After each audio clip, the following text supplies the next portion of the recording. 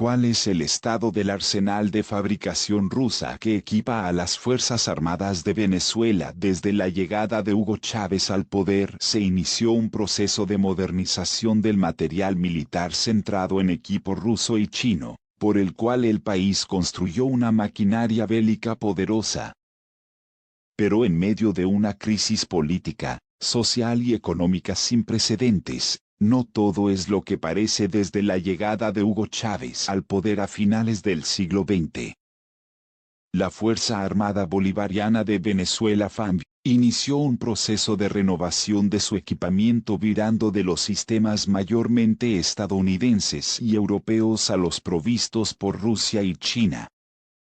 De acuerdo a datos del Instituto Internacional de Estudios para la Paz de Estocolmo (SIPRI), que monitorea el flujo de armas en el mundo, Venezuela comenzó sus compras en 2006, y para el 2014 había desembolsado $3.850 millones en equipo de todo tipo de origen ruso.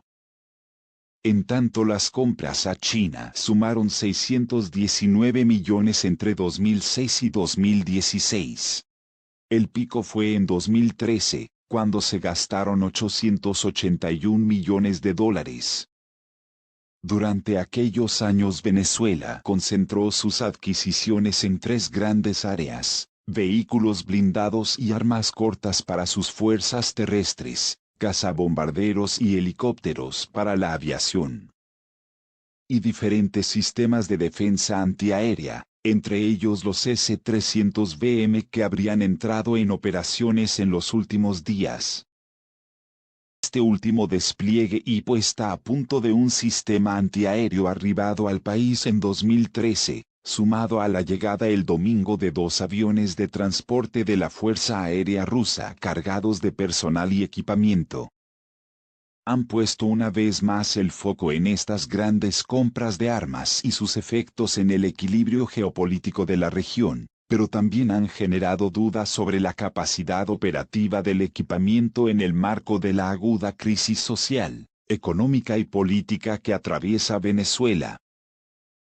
El equipamiento ruso en términos generales ha funcionado bastante bien, sin grandes quejas, señaló el analista internacional Andrei Servin-Pont, en diálogo con Infobae.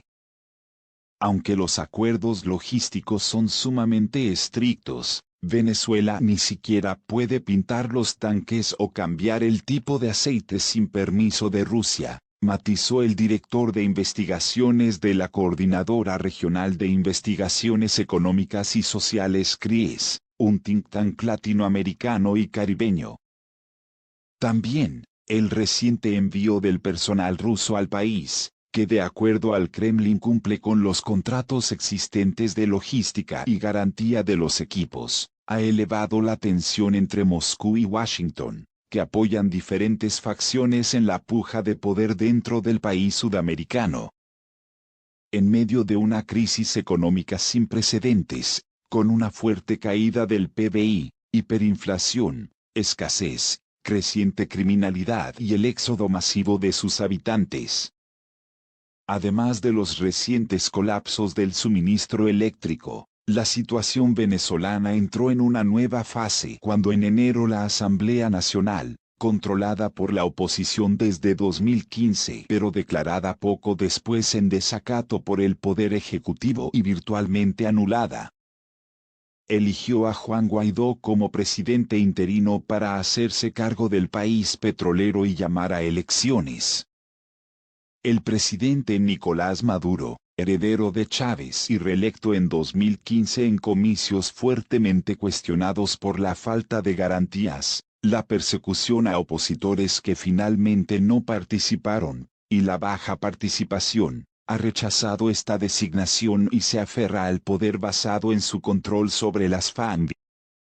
Rusia, China, Cuba y Turquía, entre otros, sostienen a Maduro. Estados Unidos, Canadá, Europa y la mayor parte de América Latina apoyan a Guaidó. En este contexto, Estados Unidos y Rusia, que mantienen una tensa relación desde la anexión rusa de Crimea en 2014 y el despliegue de Moscú en Siria en apoyo del presidente Bashar al-Assad en 2015, volvieron a trenzarse en una disputa por el futuro de Venezuela. Incluso, comenzó a debatirse la posibilidad de una intervención extranjera, presuntamente liderada por Washington, en el país y para deponer a Maduro, ante la cual la llegada de los técnicos rusos, la promesa del envío de bombarderos estratégicos Tupolev Tu-160 y la puesta a punto de sus baterías antiaéreas parece ser una respuesta directa, en el mejor estilo del tit for tat ajuste de cuentas, de la Guerra Fría. Los rusos han querido mostrar su despliegue al aterrizar en Maiquetía, de lo contrario lo hubieran hecho en El Sombrero, consideró Servin-Pont en referencia al aterrizaje de los aviones de transporte llegados desde bases rusas en Siria, en el aeropuerto en los alrededores de Caracas, a la vista de todos, y no en la base aérea 100 kilómetros al sur donde se emplazó la batería de misiles S-300BM. Los rusos y venezolanos han mostrado que consideran posible, aunque no inminente, una intervención norteamericana. Esto pone a Estados Unidos una decisión difícil, porque si se da la intervención, se arriesgará a dañar al personal ruso manejando a los S-300, señaló.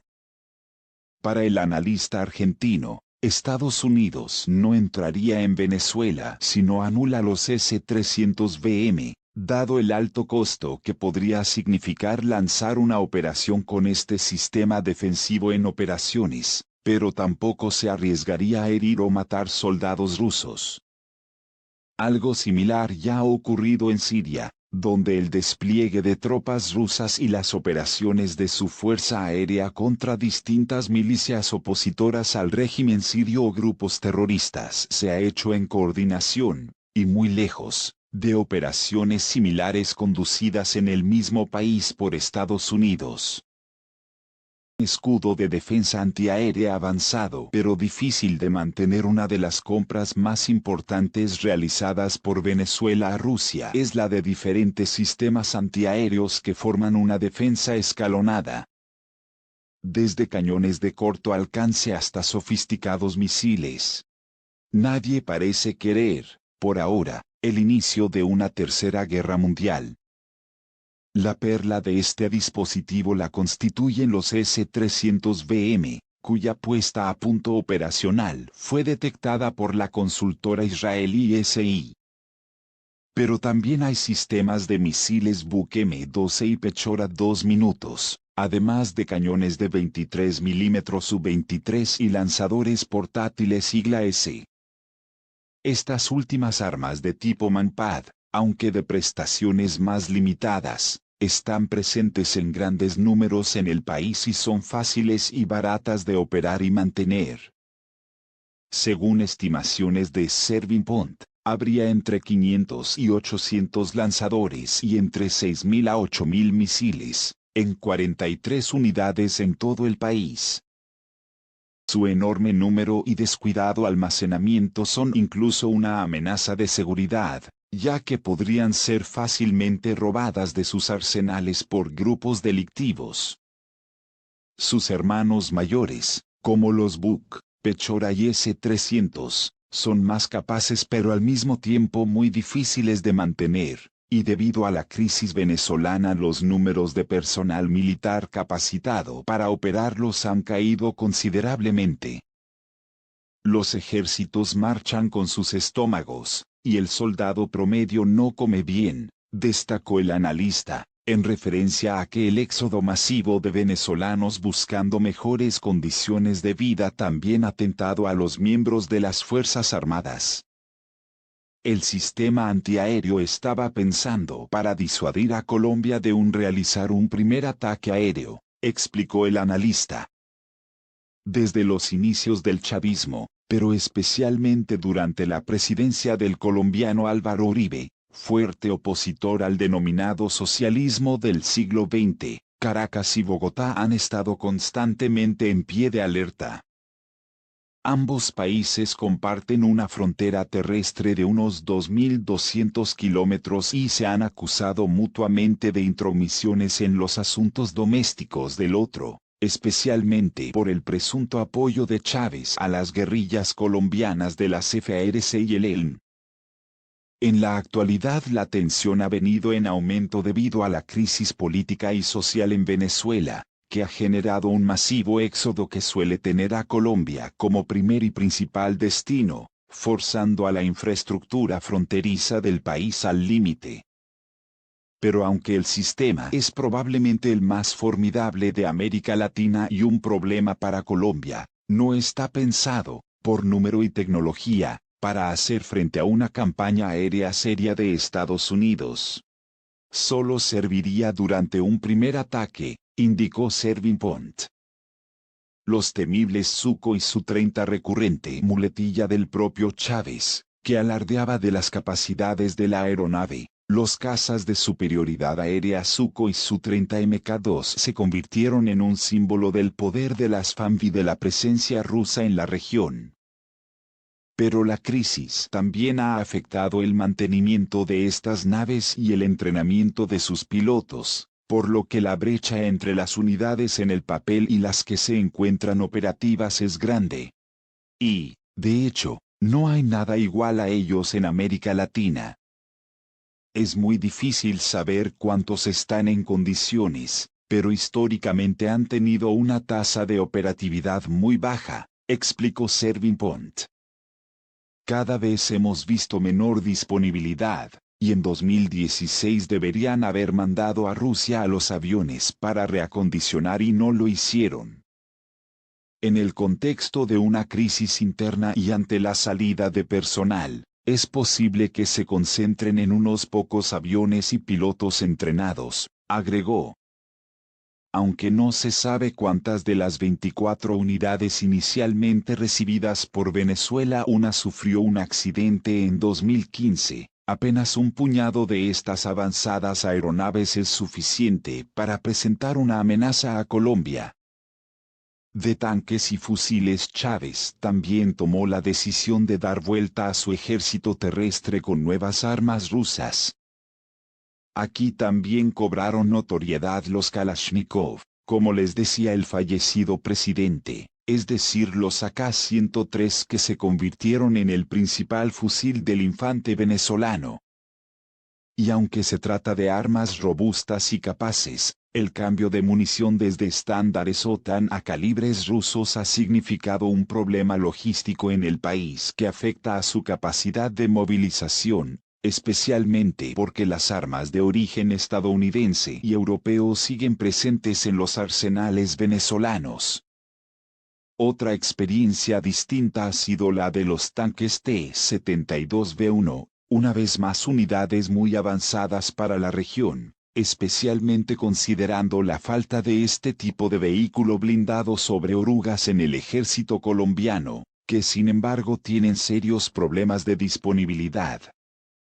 Y es que a diferencia de los transportes de tropas BMP 3 minutos y BTR-80A, comprados a Rusia en el mismo paquete, los T-72B1 no eran nuevos. Habían salido de las fábricas en la década de 1980 y rodado intensamente con el ejército soviético y ruso, y registraron desde la llegada a Venezuela problemas con sus motores y el consumo de aceite, como señaló Servin Pont. Tampoco han recibido las modernizaciones más pertinentes y carecen de visores termales, una seria limitación en el campo de batalla moderno. China. A la espera el otro gran proveedor de armas del régimen venezolano es China, que ha dado también su apoyo a Maduro en la puja política pero que, al mismo tiempo, parece haber adoptado una postura más medida que Rusia, mientras intenta mantener sus diferentes proyectos de inversión en infraestructura y producción en toda América Latina.